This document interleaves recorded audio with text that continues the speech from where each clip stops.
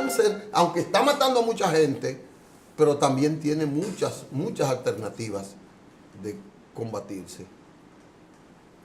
Es decir, ya la ciencia está tratando y está enfrentando eso.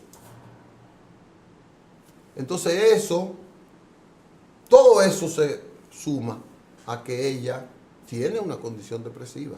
El depresivo está en su séptima etapa, ya cuando decide, yo me voy a suicidar, y ella tenía varios días diciendo que se iba a suicidar. Y nadie le hizo caso en esa parte. Julián, buenos días. Muy buenos días, Licho. Buenos días, amigos y amigas. Un honor, como todos los lunes, estar por aquí en Periodismo y Sociedad, donde existe la verdadera pluralidad en términos comunicacionales. Y recordarle que si usted cumplió año o cumple año un día como hoy, le reiteramos nuestras más sinceras felicitaciones tanto a Andrés Matos como quien le habla, Julián Jorge. Yo cumplo años todos los días, Julián. Bueno, felicidades entonces. ¿Tú sabes quién cumple Te años? debo regalo. ¿Quién cumple años hoy?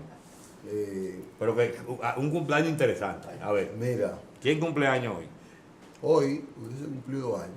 ¿Quién cumple Un años? hermano mío Un hermano tuyo. Vamos a ver si... murió. Se llama Roberto Lebrón. Papito nuestro querido Roberto Lebrón. Lebrón. Luchó contra un cáncer Sí. durante años. Nuestro y querido lo venció. Roberto Lebrón. Entonces Roberto Lebrón Es vocero de la NCD. es vocero de tantos Y de muchas organizaciones. pero un también. hombre noble. No, muy noble. Nombre Me noble. gustaba su forma, muy sencillo, era un tipo muy abierto. Era muy bueno. Correcto. Julián, ¿qué traes Gran hoy? ser ¿Qué humano. traes hoy? Bueno, acuérdate que hablamos aquí hace varios meses atrás de la pitahaya, ¿verdad? Hablamos de la pitahaya y tú inclusive te quejabas por el tema de las... Yo no me quejo. Sí, tú te quejabas porque a veces tú me dices a mí, no, pero que son muy pocas tareas, cuando son asignadas a los productores y campesinos. Entonces, en este caso, el presidente está apoyando el fomento de 100.000 tareas, Licho. 100.000 tareas, amigos y amigas, van a estar siendo financiadas por el presidente de la República para el tema de la pitahaya, que otra vez la pitahaya vuelve a tomar principalía en los productos, y el presidente pues se llegó allá al sur profundo, a Independencia, a Mella, Independencia, y entonces allí se preocupó y se ocupó obviamente por la necesidad de los productores de pitahaya, quienes recibieron el apoyo de un financiamiento para la siembra de 100.000 tareas de tierra. Importante. Esta visita impactará de manera directa a 100 pequeños productores de la pitahaya organizados en la Asociación Agropecuaria del municipio de Mella, a Samune, quienes serán los beneficiados. El fomento de serán beneficiados estos con el fomento de la producción, promoción y comercialización tanto en el mercado local así como en el mercado internacional. Ahí vemos las vistas, las imágenes de ese gran acuerdo que hizo el presidente ahí con esos comunitarios de allá de Mella. Además de esto, las metas de estas 100.000 tareas de tierra traerán como consecuencia la creación de 100 empleos directos o fijos y 200 empleos temporales a través de la creación de un volumen de negociación de unos 35.700.000 pesos de producción en el tercer año, así como una producción de 8.715 quintales de pitahayas al año y 1.000 esquejas de tareas al año. La pitahaya tiene su mercado asegurado. Sí, ellos están... Y tiene una cultura que puede ser fomentada al consumo. Podemos bajar aquí, señor director. Porque la pitahaya es un antioxidante natural. Es así, es una vitamínico. fruta muy valorada y cuesta mucho en los países, por ejemplo, en los países asiáticos y Europa, la pitahaya. Entonces le queremos decir a los que no son del campo, ¿qué significan las esquejas? ¿Tú sabes qué son las esquejas? Las esquejas no son más que a estos árboles se les quitan unas ramas, unas estacas, se siembran, entonces esas estacas producen raíces, enraizan. Entonces de ahí surge una nueva mata. Le llaman eso, ¿cómo que le llaman? La agricultura. Aquí le dicen esqueja aquí en el comunicado que tengo, o sea, que no es más que tú coger una rama, ¿verdad? Sembrarla, y entonces esa misma rama enraiza. Y de ahí nace otra nueva mata. Otra nueva mata. ¿Entiendes? O sea, que es como una especie de polinización, pero de manera manual. No, la palabra es otra cosa. Bueno, las abejas son las que polinizan y los insectos, las flores, ¿verdad? Pero en este caso, para esta planta, la pitahaya, pues lo que se toma es un tallo, como vemos ahí en pantalla, gracias. Qué eficiente está el director con esas imágenes. Ahí vemos, usted toma un tallo de esto, lo siembra y obviamente enraiza y nace una nueva planta. Así que ahí está. Entonces, en otro orden, ya dicho en términos políticos, prácticos, un grupo de diputados de la corriente leonelista ya fijaron su posición con el tema de la ley de partidos. Y, ¿qué dijeron? Bueno, la corriente de Leonel Fernández, o sea, los diputados rechazaron el pasado fin de semana la aprobación del proyecto de ley de partidos y agrupaciones políticas con la modalidad de primarias abiertas. Rechazaron las primarias abiertas, obviamente.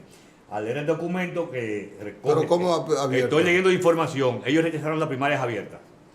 Al leer el documento que recoge la posición de unos 33 legisladores que vemos en pantallas ahí, ¿verdad? PLDista, el diputado por Puerto Plata, Carlos Quiñones, que fue que leyó el texto informativo, dio la información, dice que las primarias abiertas contribuyen al clientelismo y a la utilización de recursos económicos de manera ilegal o dudosa o de procedencia no. Eso lo está haciendo Leonel. No, lo está diciendo ese grupo de legisladores que vemos en pantalla. ¿Pero del equipo Leonel? Sí, del equipo O sea, al equipo Leonel le preocupa el uso de los recursos del Estado en política. No, yo lo que le quiero decir al equipo Te pregunto, ¿le no, preocupa usar los recursos del Estado en campaña? Bueno. Al equipo Leonel. Yo lo que veo el que dijo que iba a invertir 40 mil millones para que el PLD se mantenga en el 12. que lo tenía. Que lo usó. En Nueva York lo dijo. El que convirtió a todos los partidos en subalterno suyo. Él dijo eso. El que ha corrompido todos los partidos, el que ha dividido todos los partidos, el del pacto de las corbatas azules.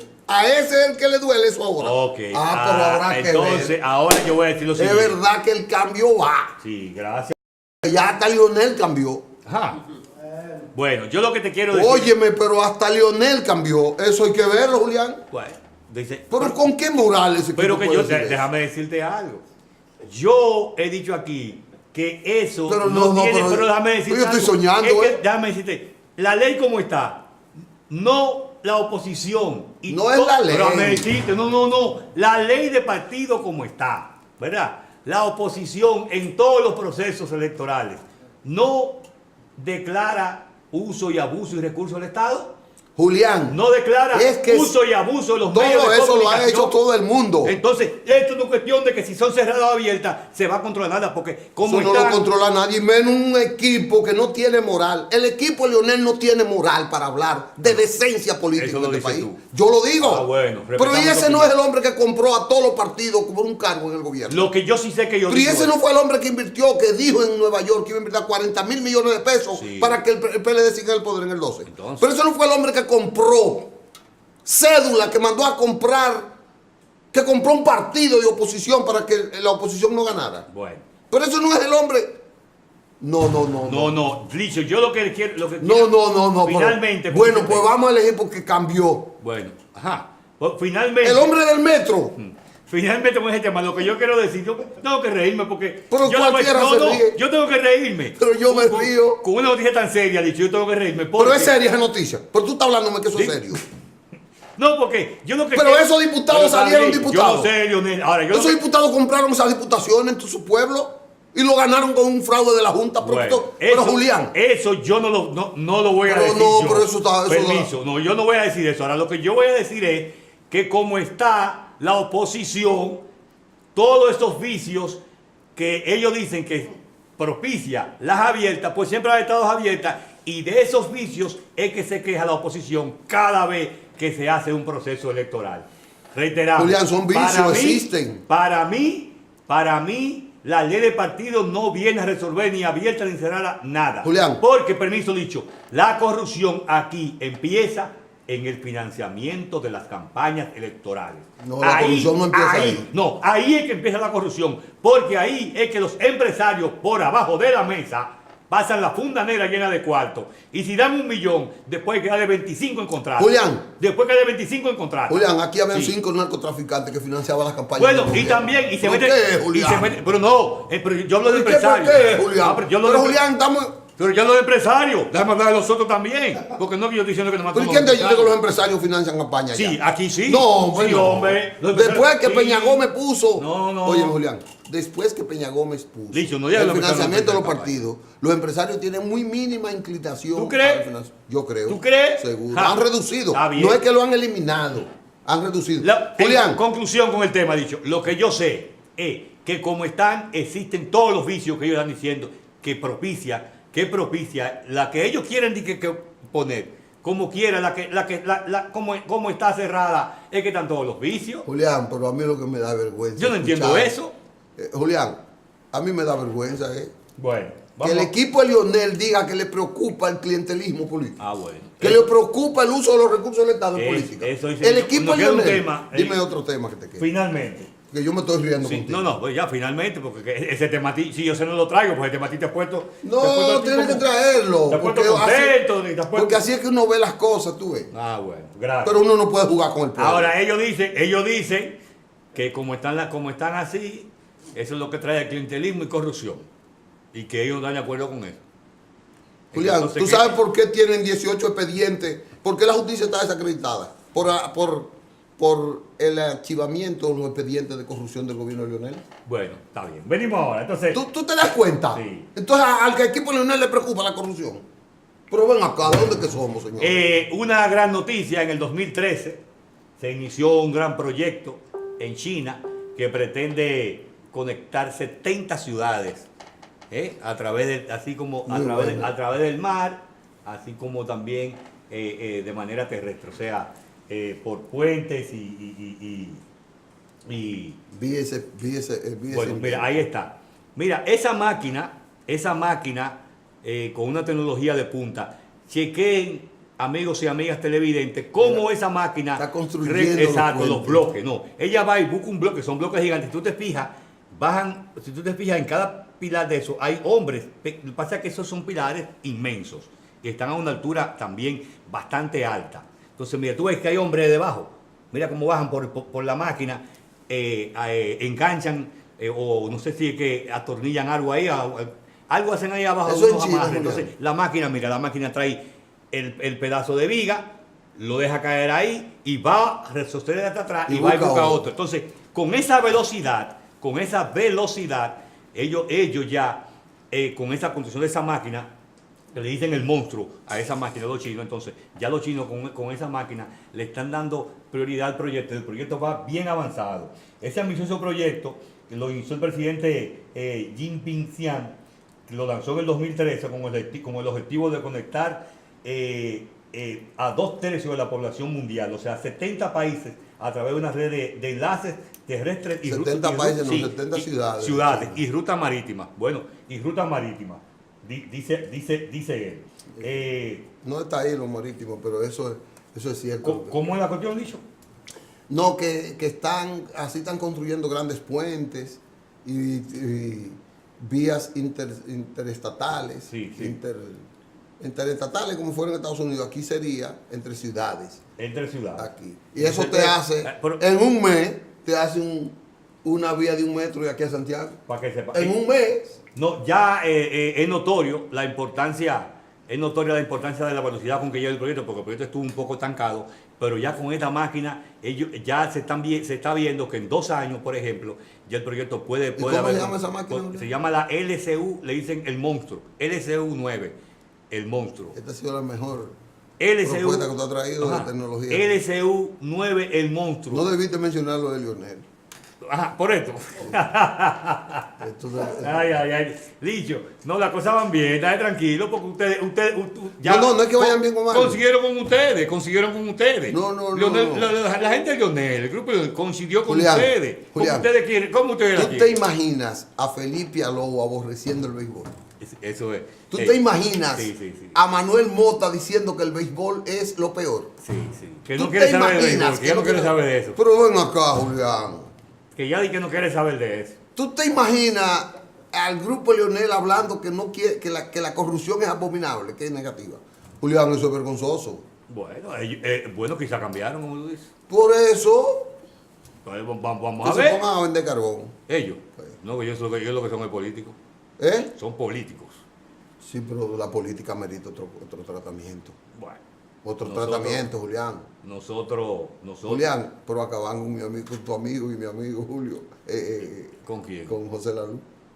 No, porque... Porque José Lalú, No, di es que argumentando procedimientos rechazó No, la investigación que rechazó la propone investigación. Faride. La luz no rechazó la investigación. Sí, Al contrario, él votó en contra. No, la luz está a favor de que se investigue. Ahora, la luz lo que dijo es que su posición de él en el Congreso no tiene que ser obligatoriamente coincidir con todo el mundo y mucho No, menos coincidí la con su partido, él coincidió ahí con su partido. partido. Entonces, bueno. Porque él dijo, claro, nadie me va a poner a mí en contra de mi partido, independientemente de que sea. ¿Y qué tú crees que él puede hacer? Julián, Dime, hermano. ya, gracias, Julián. No, como Julián, la siempre, pitahaya me gusta el proyecto. no, y le están dando Y muy más en ese pueblo que la gente ese pueblo está casi desarticulado porque la gente está viniendo para acá. Ahí hay 80 haitianos y 20% dominicanos. Sí. Porque no- Uno de los pocos dominicanos que queda en esa área es Deli Erasme, que yo no sé si es haitiano o dominicano. Yo tampoco. Porque Deli es él sabe- dominicano, no, pero él sabe más, pero sabe más de Haití No, que de que aquí. creo que siente más por los haitianos. que No, por él sabe más de Haití que de aquí. Por eso. O sea, tú le preguntas una cosa de aquí y cuando viene a ver no sabe una Deli calle. Pero luce- después de un Haití y te sabe la calle de Haití. Deli luce siendo haitiano casi. Bueno. Julián, gracias. Eh. En breve tenemos a Julio Caminero, que nos va a hablar de Saludos la deuda para Julio. externa. Y no vamos a hablar de la corrupción. Cero ni- política. Cero política. Economía, Ahora pero la economía, y la economía política, pura. la economía y la política van entrelazadas. Sí, con los sí, pero presupuestos y no las cosas. partidista. Pero no partidista, sino como políticas públicas. O sea que no se va a atacar el PLD aquí. Entonces. No. Sino vamos a analizar la economía. La deuda y el impacto, o sea, para que la gente sepa que el próximo gobierno No le tiene que conviene al reducir. No, es el Porque próximo está- gobierno. Ah, Ya el bueno. PLD ya no tiene cómo prestar más. ¿Cómo coger más prestado? Todavía PLD no tenemos capacidad. Porque No, el 90% de la colocamos deuda. una vaina ahí, no, que le han Esto arrebatado no la lo va a mano. decir Julio, pero el 90% de la deuda que tenemos es del PLD. Yo le pregunté eso a Julio, colocamos una cuestión ahí, bueno, arrancan de la mano de una vez. No, no es verdad. Y querían más. No, no es verdad. Él, Ah, él no va a hablar de eso, pero está no es bien. verdad. Vamos a Es esperar a que- 12 años que la estamos Vamos a esperar que vendiendo. venga Julio. Vamos a esperar que venga Julio. Nos vemos en entonces. breve, señores. Gracias.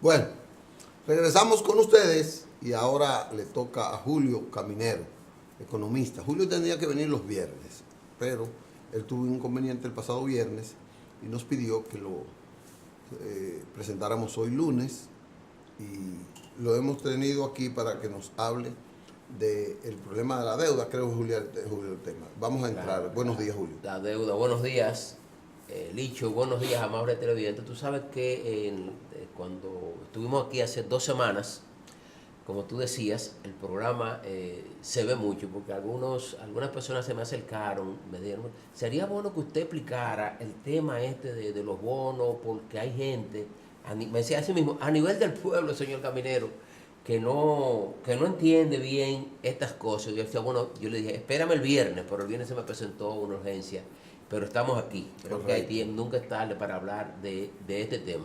La semana antepasada, el jueves específicamente, el Ministerio de Hacienda anunció que la República Dominicana había salido a los mercados internacionales y que había colocado 1.300 millones de dólares en bonos, dijo el ministro de Hacienda en ese momento sin ninguna dificultades. Señalaba de que estos bonos se habían emitido o se emitieron a una tasa de un 6% anual y a un plazo de 10 años y que hubo demanda por 3.500 millones de dólares. Es decir, que esto equivale a 2.7 veces lo que se fue a ofertar. Todavía los mercados internacionales, o sea, el mercado financiero internacional, abundan dólares. ¿Por qué? Porque todavía tú tienes una política de expansión monetaria en Europa que ahora es que se va a reducir. Todavía, aunque ha estado subiendo la tasa de interés en la Reserva Federal de los Estados Unidos, Okay. donde más ha estado impactando el flujo de dólares de un país hacia Estados Unidos ha sido en el cono sur, en el caso de los países latinoamericanos, sobre todo en Argentina y en Brasil. O sea, de Estados Unidos hacia el cono sur. Del cono sur hacia Estados Unidos, Ah. ante las expectativas de altas tasas de interés en el mercado de los Estados Unidos. ¿Qué hizo? Bueno, la razón fue que sobre todo los países del cono sur, eso es Chile, Brasil, Argentina, pero el país que más ha sufrido el impacto de salida de capitales hacia Estados Unidos ha sido Argentina, y tuvo una devaluación hace un par de meses por encima de un 10%. En el caso dominicano, aunque hay presión, no ha tenido esos niveles de salida de capital. Entonces, esa situación del gobernador del Banco Central que dice que va a intervenir el mercado, ¿eso no es un temor o es una realidad de que hay una escasez de dólares? Vamos hacia ahí, vamos hacia ahí. Entonces, ¿qué ocurre? Se sale ante la presión que sienten las economías latinoamericanas, presiones cambiarias.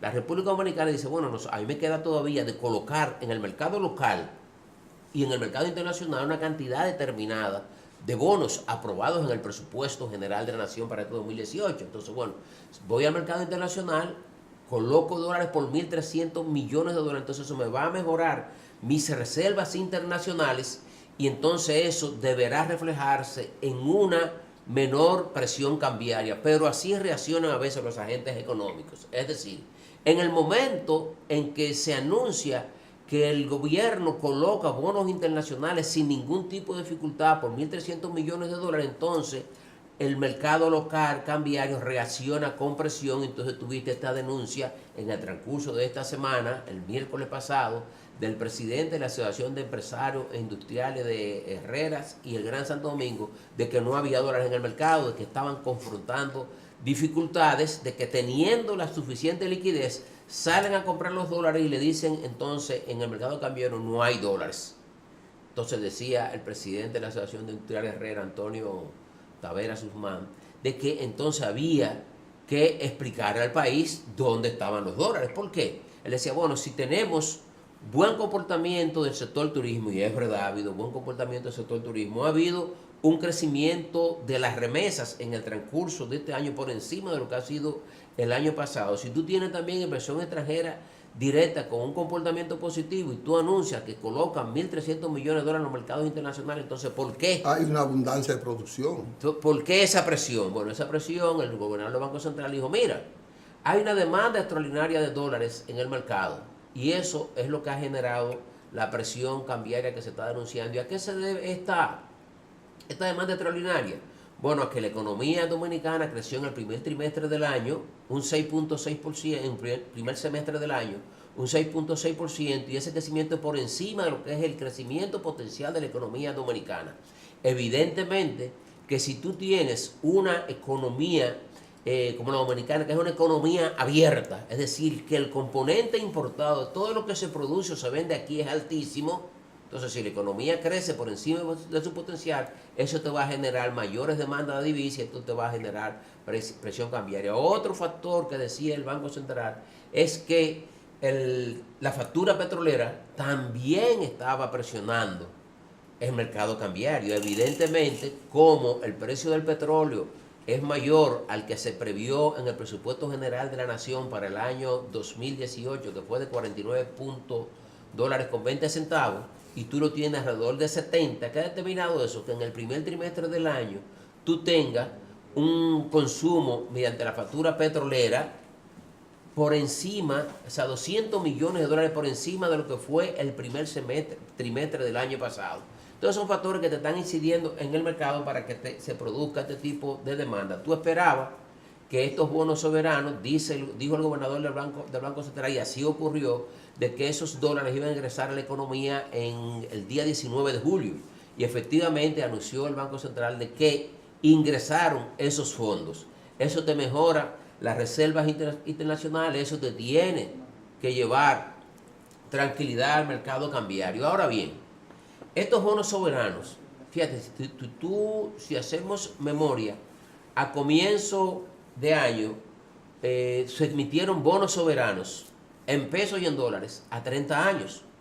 Entonces, si tú lo estás emitiendo ahora a 10 años, tú tienes una desventaja con relación al anterior. Eso debe darte alguna señal de cómo están viendo los mercados internacionales, la economía dominicana. ¿Por qué?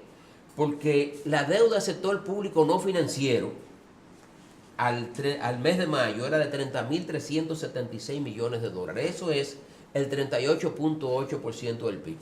Estos 1.300 millones de dólares te elevan en un poco más esa deuda del sector público no financiera con relación al PIB, por lo menos alrededor del 40%. Cuando tú a eso le sumas la deuda del sector financiero, que llevada, convirtiendo los 550.000 millones de pesos que hay en certificado financiero del Banco Central, cuando tú lo conviertes a pesos, son unos 12.520 millones de dólares. Entonces tú tienes que la deuda del sector público consolidado te suma un poco más de 43.000 millones de pesos, y eso es alrededor del 55% del PIB. Eso te indica entonces que la deuda con relación al PIB te va creciendo. Yo traje un gráfico, primero, que se lo mandamos a producción, donde un gráfico que tiene 4 barras, donde te dice cómo ha evolucionado en los últimos 3 años la deuda con relación al PIB. ¿Cómo te ha pasado de una deuda con relación al PIB del sector público no financiero de un 35% a un 40% del PIB? Es decir, es un aumento de 5 puntos porcentuales del PIB en apenas 3 años. ¿Cómo? Entonces, la velocidad del crecimiento, la velocidad del crecimiento de la deuda es bastante acelerada. Si tú no tienes el cuadro, no lo has podido subir.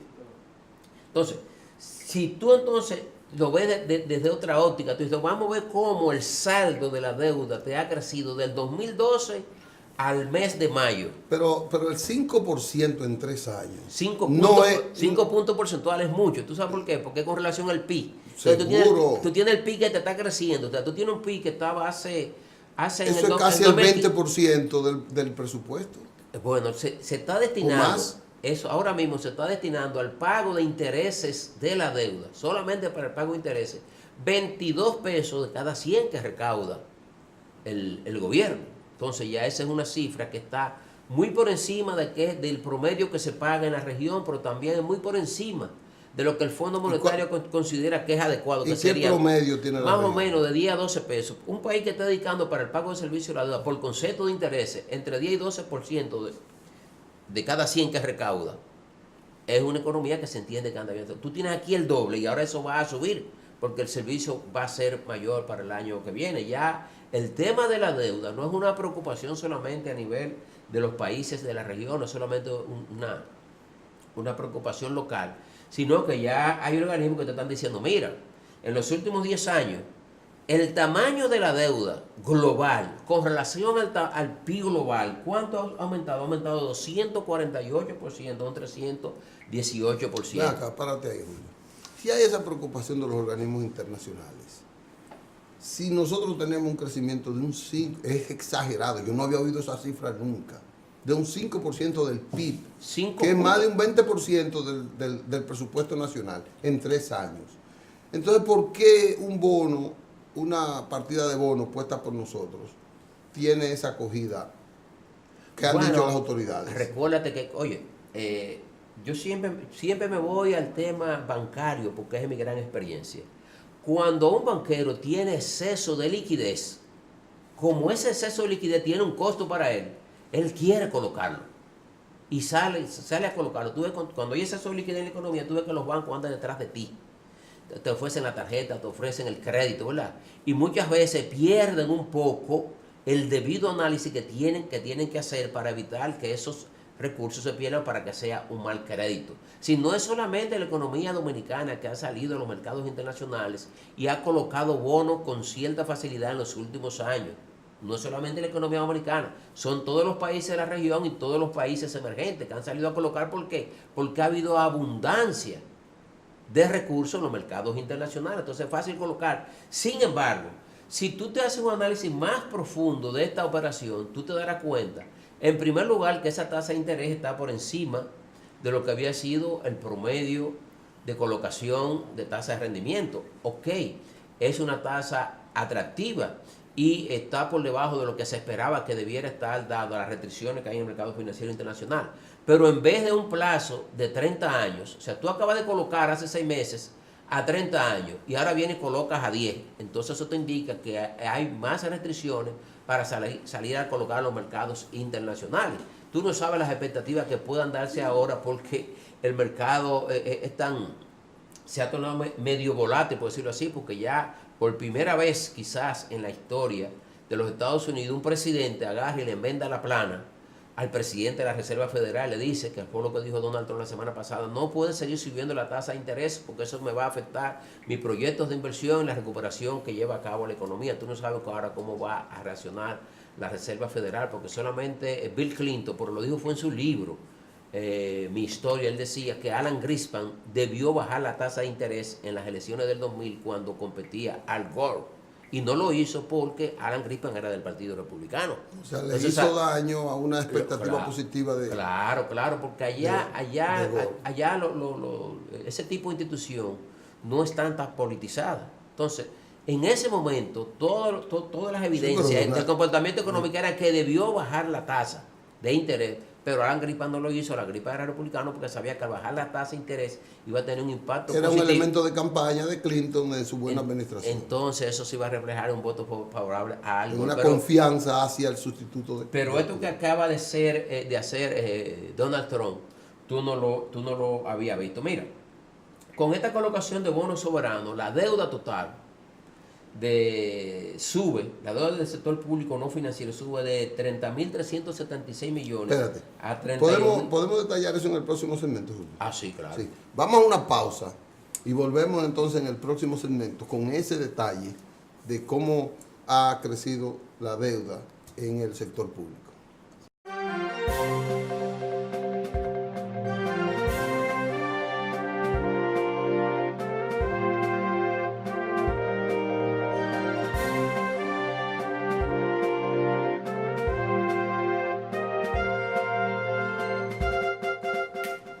Bueno, regresamos con ustedes y aquí está Julio Caminero e iba a entrar en detalle sobre la deuda y la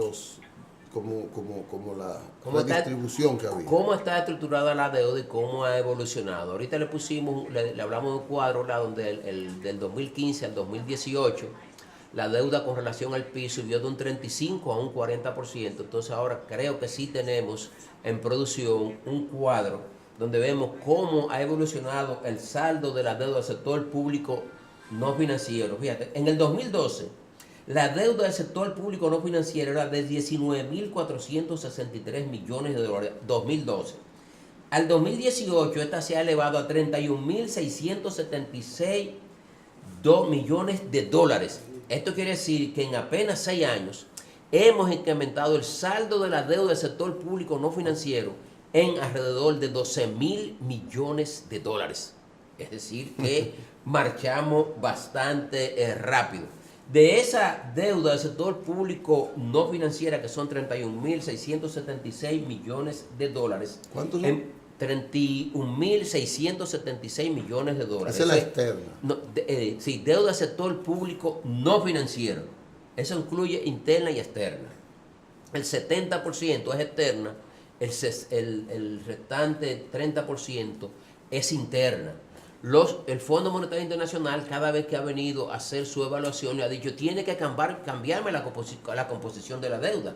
Por eso te decía que podemos hacer el análisis, ver algunas cosas. Te decíamos, de esos 1.300 millones, recuerda que acabamos de colocar 822 millones de dólares en los mercados internacionales en pesos. ¿Por qué no salimos y lo colocamos en pesos en vez de colocarlos en dólares? Entonces, ¿Y es posible en un mercado internacional? Es posible si tú tienes unas condiciones que así te lo permitan. Por eso te decíamos que tú tienes que ver esa colocación de esos 1.300 millones de dólares de diferentes ópticas. Porque ¿por qué no lo colocamos en pesos en el mercado local? ¿Por qué no lo colocan en el mercado local? Hay una sobreabundancia de liquidez en pesos. Yo le estoy diciendo por qué. Porque lo que pasa es que tú lo que necesitas es dólares para mejorar tus reservas internacionales y para restarle presión al mercado cambiario. Correcto. ¿Tú ves? Entonces, de esos 31.676 millones de dólares, ¿tú sabes cuánto hay colocados en bonos en el exterior? 13.310 millones de dólares. Y la tercera parte. Casi el 40%. Entonces, tú tienes en el mercado local colocados 6.924 millones de dólares. En bonos. En bonos. Entonces, esos bonos la mayoría conllevan una tasa de interés de un 12%, es decir, por encima de lo que es la tasa de interés en el mercado internacional. No, del mercado local. Nos vamos ahora al mercado local. 12%. Tú tienes un promedio de tasas de interés en depósitos a plazo que puede rondar alrededor del 6. Tú la puedes promediar en 7.5. Sin embargo, tú estás colocando bonos en el mercado local a una tasa de un 12. ¿Por qué? Porque tú necesitas recoger pesos. Porque tú necesitas recoger esos pesos también para restarle presión. Que vayan a buscar dólares. Para evitar que salgan a buscar dólares y también quitarle presión al mercado cambiario. Porque es una tentación. O sea, si el dólar está subiendo y yo tengo, qué sé yo, 1.000 millones de pesos, yo me meto al mercado de los dólares, lo compro y lo guardo ahí. Es que el dólar también te actúa como refugio. Es decir, si tú tienes 200 o 300 mil pesos ahí, que tú no tienes ahora mismo una intención de colocarlo en nada, conviértelo a dólares. Pero no crea, oye, que también cuál es el enamoramiento. Cuando llegó Danilo en el 12, hace 6 años, sí, el dólar estaba a 42. Sí. Ahora está a 50, o sea, ha subido 8 puntos. Cualquiera que en el 42 hubiese invertido cualquier cantidad de dinero, se hubiera ganado un bojote cuarto. Claro, lo que pasa es que tú tienes que la tasa de evaluación anual promedia alrededor de un 3%, porque tú no puedes. O sea, un país que haya mostrado los niveles de déficit en la cuenta corriente de la balanza de pago, como mostró la economía dominicana hasta el 2014, era para tener una tasa de cambio diferente a la que vivimos hasta ese momento, porque a partir del 2014, entonces como la factura petrolera bajó, tuvimos un ahorro de más de 2.500 millones de dólares en esos 3 años y el déficit de la cuenta corriente de la balanza de pago te bajó a menos de un 2% del PIB.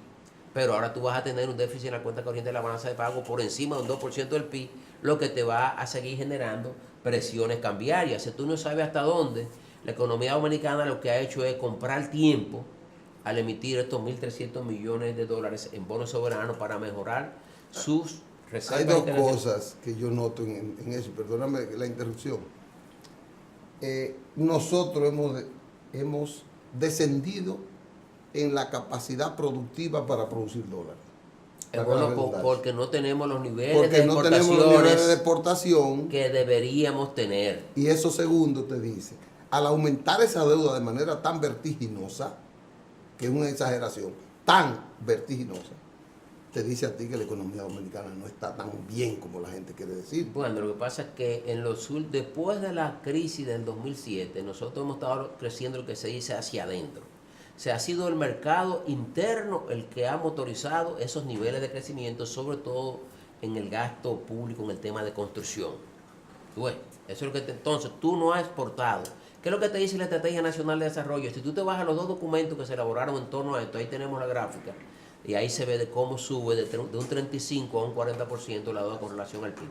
Si tú te vas a los 2 documentos que se elaboraron para, diríamos, trazar la ruta que debía seguir la Estrategia Nacional de Desarrollo, todos te dicen que tú tienes que cambiar de un modelo de crecimiento hacia adentro hacia un modelo de crecimiento hacia afuera. Eso es crecimiento hacia afuera es donde las exportaciones sean las que motoricen el crecimiento, pero las exportaciones no han crecido a los niveles que se plantean en esos documentos, que deben estar creciendo, está representando el 50% del PIB. No, al contrario, han decrecido. Sino que todo lo contrario, se ha mantenido más o menos estancada. Es decir, el crecimiento real de las exportaciones en los últimos 10 años ha sido prácticamente cero. Entonces, si tú no estás generando divisas y tu economía te está demandando divisas, entonces tú vas a tener permanentemente presiones cambiarias. ¿Cómo hemos resuelto esas presiones cambiarias? Bueno, mediante las intervenciones que hace el Banco Central, inyectando divisas por un lado y también recogiendo pesos mediante la emisión de certificados del Banco Central. También se ve motivado a hacerlo porque el gobierno no le entrega los fondos que debe entregarle para cumplir con la ley de recapitalización que ya se venció en el 2010. Que es una deuda también. Que es una deuda, entonces no, el Banco Central tiene que pagar intereses. Ya debe estar muy alta esa deuda. Bueno, la deuda del Banco Central ronda los 550.000 millones de pesos. El banco paga en promedio anual entre 25 y 30.000 millones de pesos por concepto de intereses. Eso debía entregárselo el gobierno central. No se lo entrega, entonces el Banco Central tiene que salir a recoger esos intereses que paga para evitar presiones cambiarias, para evitar presiones inflacionarias. Correcto. Así de interesante es la economía, como una variable se te cruzan con otra, tú tienes que tener todos esos factores. Y cómo nos disfrazan también ¿Y cómo? la situación de la economía en bien y en mal. Claro, no deja de tener razón en esos aspectos. Por eso tuve también, a mí también me sorprendió las declaraciones de la Asociación de Empresarios de Herrera, que decía que, de Jaina, Sí. que con medidas de corto plazo no se iba a resolver el problema cambiario. ¿Por qué? Pero es Porque verdad. porque si tú no mejoras las Pero es exportaciones, verdad. o sea, tú tienes que lograr elevar esas importaciones, hacerlas crecer mucho más para que generes suficientes divisas, más de la que te está generando el turismo y las remesas, para tú poder contrarrestar cada vez que se produzca un dinamismo en la economía, contrarrestar las presiones cambiarias.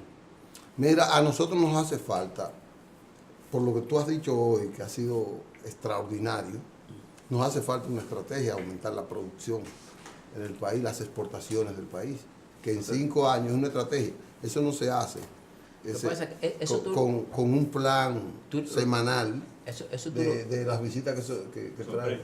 No, porque ya tú tienes Se hace con una estrategia. Tú tienes que atacar el tema de manera estructural. Fíjate que esos son como pequeños casos.